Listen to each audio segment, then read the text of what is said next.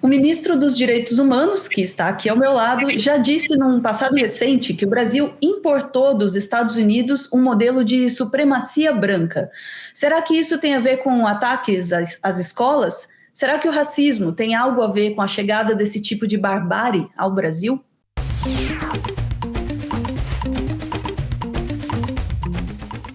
Está aqui conosco o professor Silvio Almeida. A Ana se referia a uma entrevista das mais brilhantes que o professor concedeu para o UOL há 10 meses. Não era ministro ainda, portanto. Título: o governo Bolsonaro traz para o Brasil a ideia de supremacia branca. Aqui nessa entrevista, o professor consegue explicar, até para a gente que é leigo, a diferença que tem de superioridade.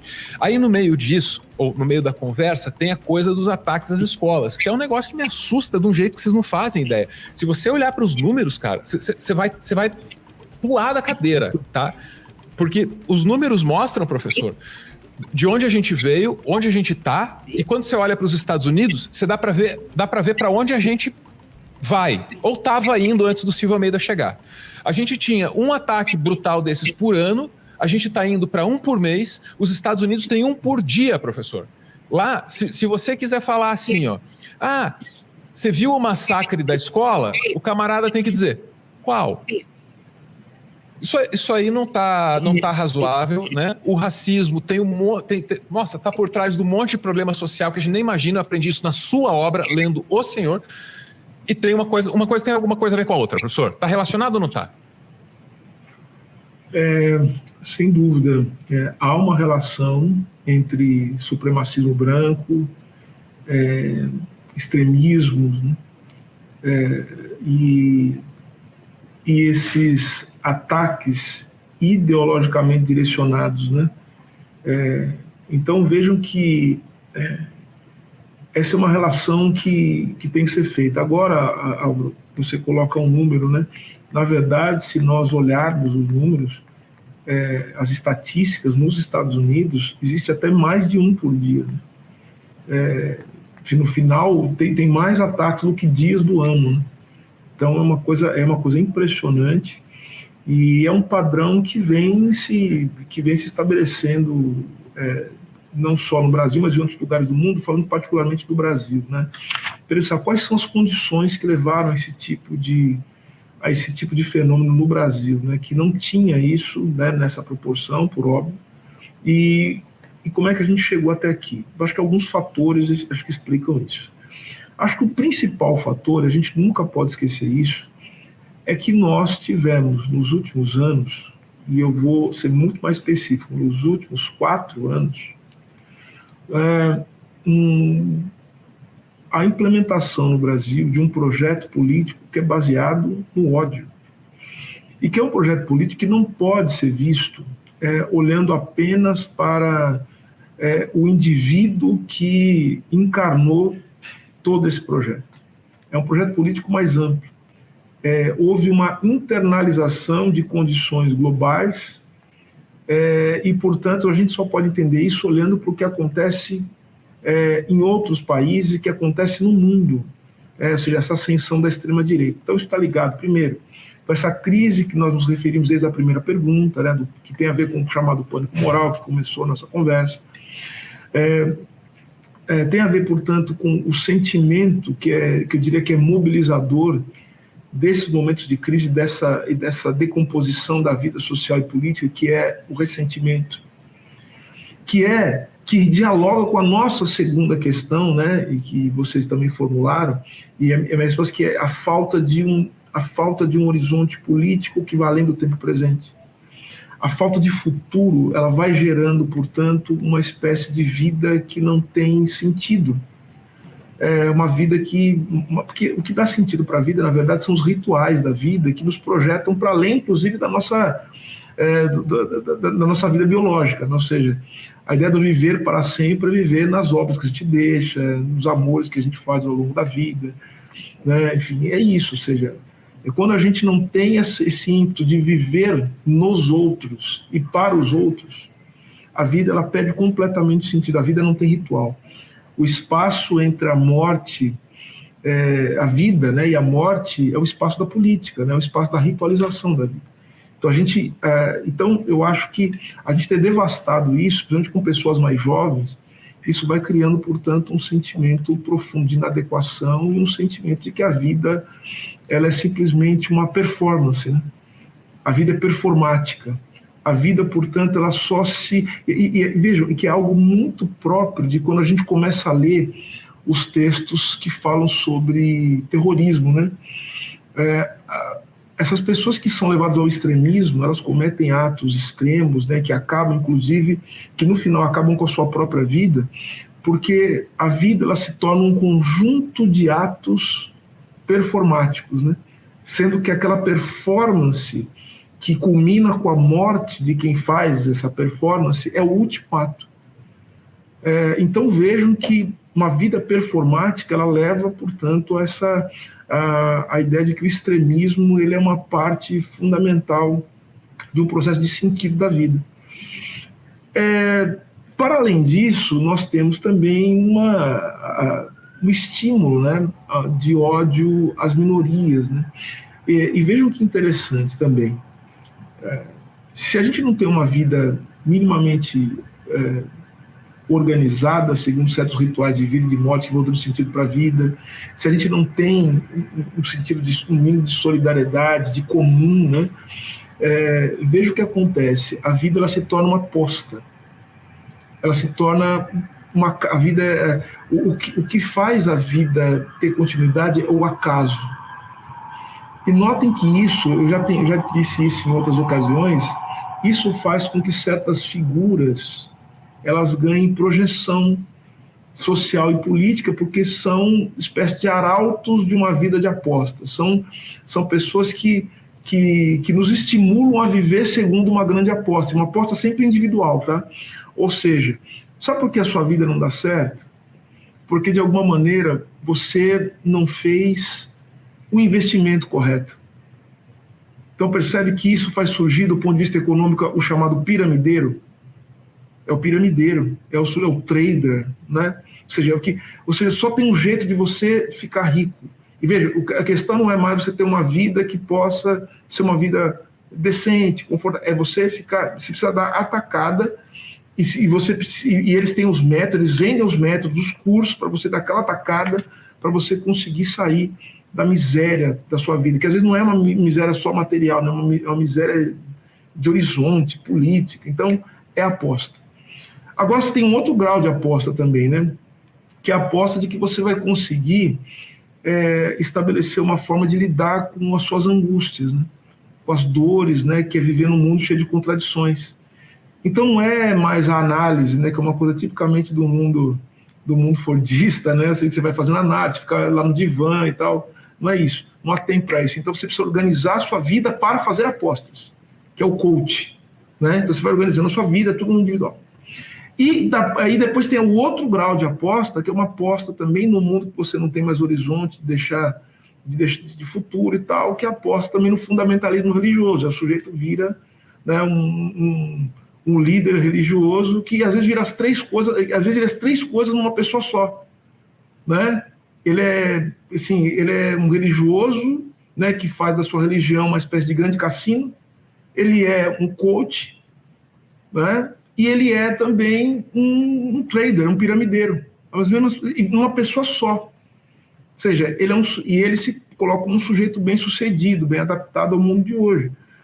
Então, veja só, num mundo como esse, a única forma de uma pessoa jovem que está iniciando a vida, né, que tem estímulos violentos, que é ensinado a odiar as pessoas, as minorias, né, ou seja, indígenas, negros, são pessoas que inclusive atrapalham o bom andamento do mundo. E são pessoas matáveis. Vejam que nos estudos, e veja, Álvaro, eu estou falando isso, e Ana, eu estou falando isso, e por que eu estou fazendo essa longa digressão para falar disso? Porque isso tem sido objeto de preocupações do governo brasileiro, tá? Sob a organização do Ministério da Educação, do ministro Camilo, nós temos um grupo de trabalho interministerial para discutir segurança nas escolas, e que apresentou já um relatório que teve a participação muito importante do Ministério dos Direitos Humanos e da Cidadania por meio da assessora de Educação e Direitos Humanos, que é uma professora que talvez vocês conheçam, que é a Letícia Cesarino. Né? Professora Letícia Cesarino, ela é assessora e ela estuda justamente ela estuda esses efeitos, né, subjetivos do mundo neoliberal, inclusive essa coisa dos ataques, do extremismo, do ódio, né? Então, a gente produziu um relatório. E, além disso, depois a gente vai conversar também, faço questão de que vocês possam divulgar, o grupo de trabalho que eu instituí no âmbito do Ministério dos Direitos Humanos, que é o grupo de trabalho para enfrentamento do discurso de ódio e dos extremismos, que tem como sua presidenta, né, a Manuela Dávila, né, que ela é a coordenadora do grupo, ela organiza os trabalhos, o relator é o Camilo Caldas, que conta com a participação também de uma série de estudiosos intelectuais, né, de várias orientações do ponto de vista acadêmico, enfim, por exemplo, o professor Michel German, a professora Rosana Pierre Machado, enfim, tantas outras, Isabela Calil, enfim, tem várias pessoas que estudam isso e que vai apresentar agora no final desse mês um relatório, né, do trabalho desse grupo, com uma série de recomendações ao governo brasileiro, e que nós vamos trabalhar esse relatório junto aos outros ministérios. E vejam que esse relatório, obviamente, que ele envolve um trabalho de justiça, né, um trabalho de repressão, né, que o ministro Flávio Dino, nós temos conversado sobre isso, mas ele envolve um trabalho que é um trabalho mais, vamos dizer assim, de médio prazo, que é um trabalho para a gente desarmar ideologicamente a sociedade e os lugares em que isso é divulgado. Porque, vejam, a gente tem a ideia de que essas pessoas elas são, vamos dizer assim, radicalizadas, no pior sentido da palavra, por conta de, de grupos ocultos. Não é nada disso, não. Isso acontece na superfície das redes sociais. Isso acontece na superfície das redes sociais, do Twitter, né, desses lugares de jogos, né, Discord e outras coisas mais.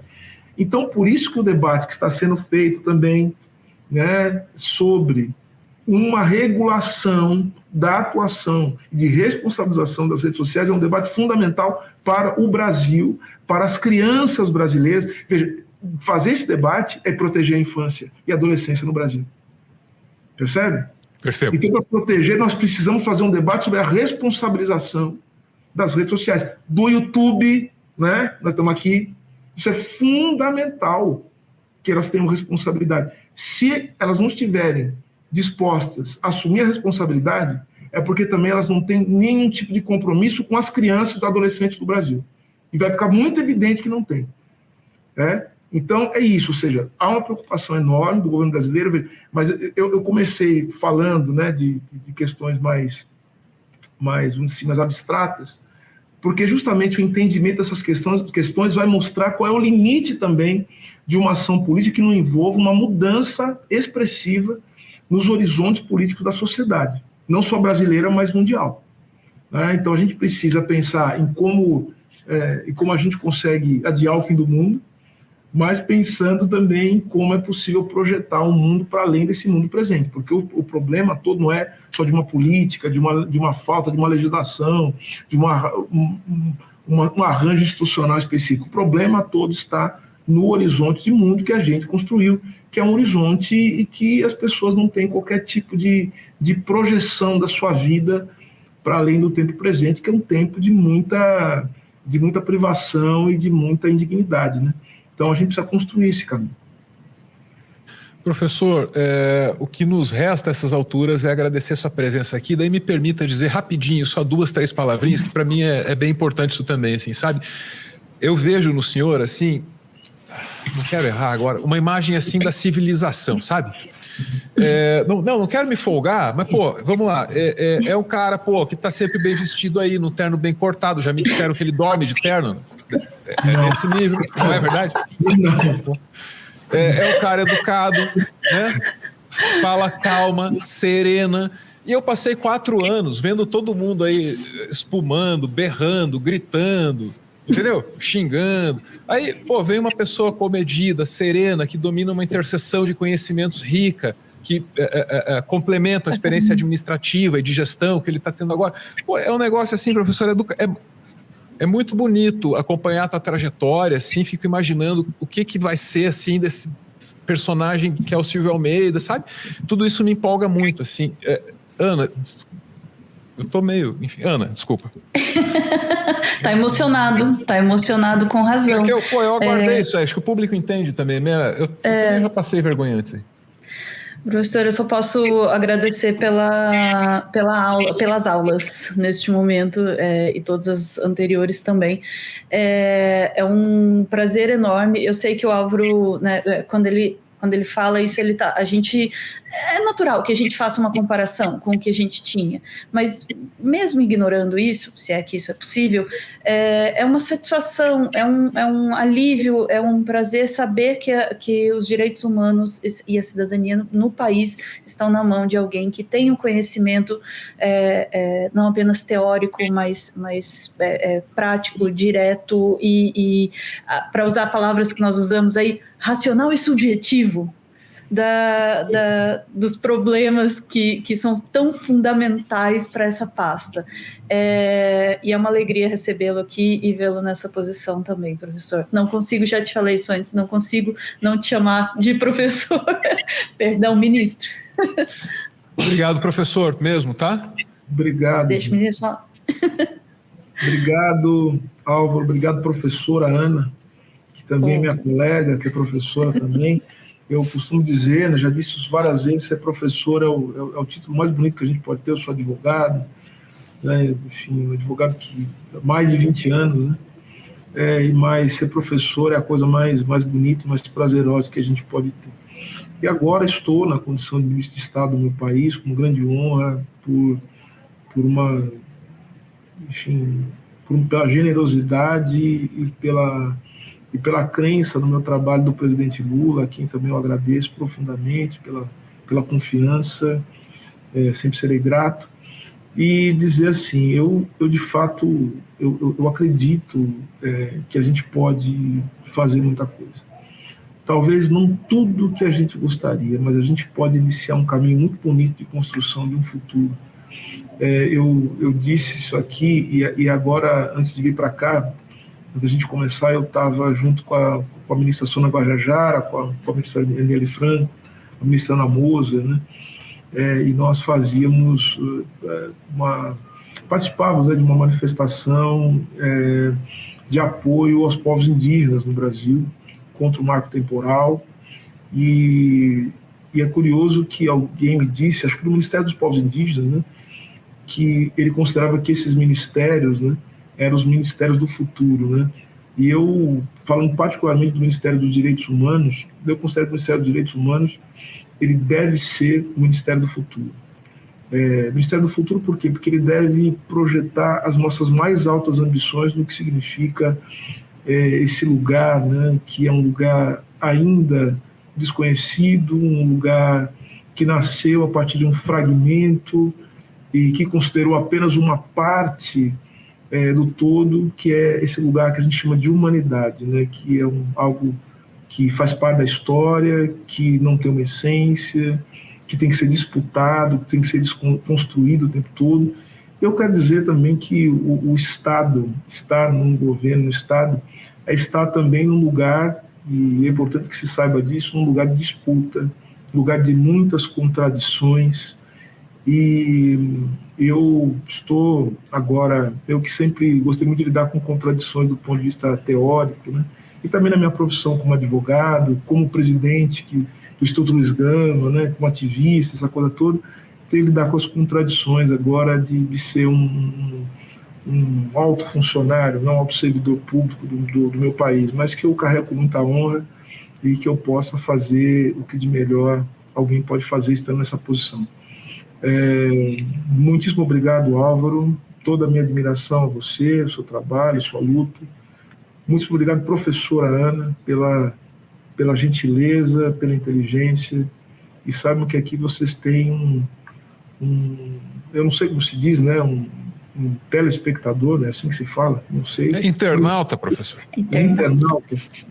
Você sabe que telespectador eu acho mais bonito que é uma palavra que como ela é tão velha que ela caiu em desuso, então as pessoas acham que é nova. Internauta, acho que agora é vintage. 90, né? Eu adoro. Argonauta, cosmonauta. Gíria idosa é comigo, professor Silvio. Adoro. Obrigado, querido. Obrigado, professor. Ficamos aqui. Você acabou de ver, você que está aí do outro lado, acabou de ver a entrevista mais importante que o Meteoro já fez. Estamos no ar desde 2017.